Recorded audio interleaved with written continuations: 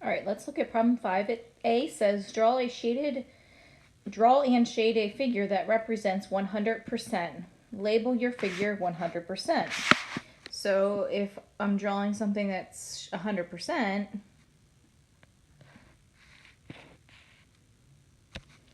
okay, there's my shape.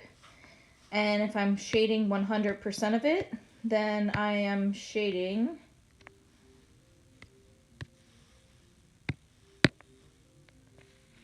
the inside of it. And 100% means the whole thing's shaded. B says, similarly, draw and shade a figure that represents 50, 25, and 150%. Okay, so 50%, I could take a rectangle again and only shade half of it. 25%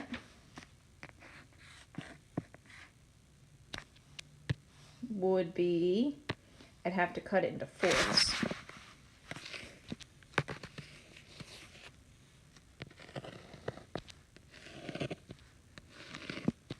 And 25% would only be one of those sections. Now 150 is a little bit different. That would be one whole shape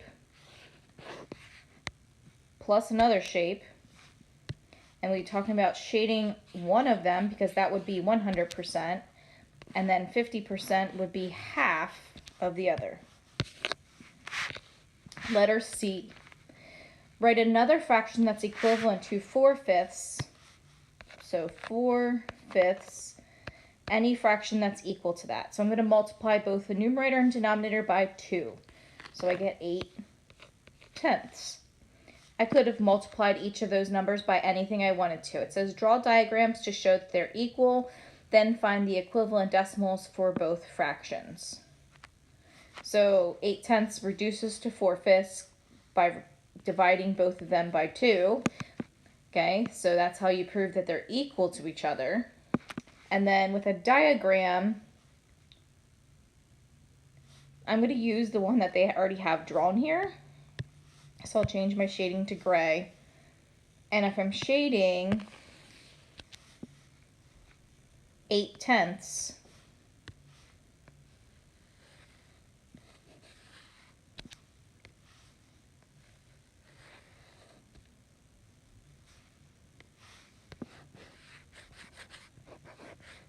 I would be shading that portion of it.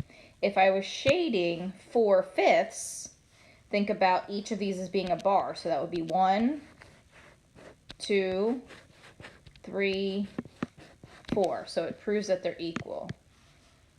Okay. And D says draw and shade a figure that represents 1/3. How can this figure be represented with a number? So I would stick with the rectangle. This time you're breaking it into thirds. And you're shading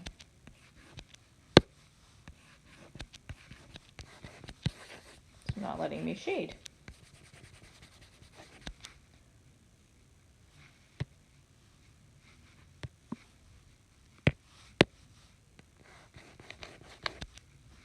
I don't know, it's not letting me shade 1/3 of it. There we go. Okay. And then E says describe what the diagram at the right is representing using words and numbers. So in numbers, I would say it's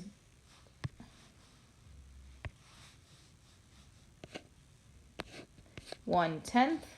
And if I was writing that in words, it would be 1/10.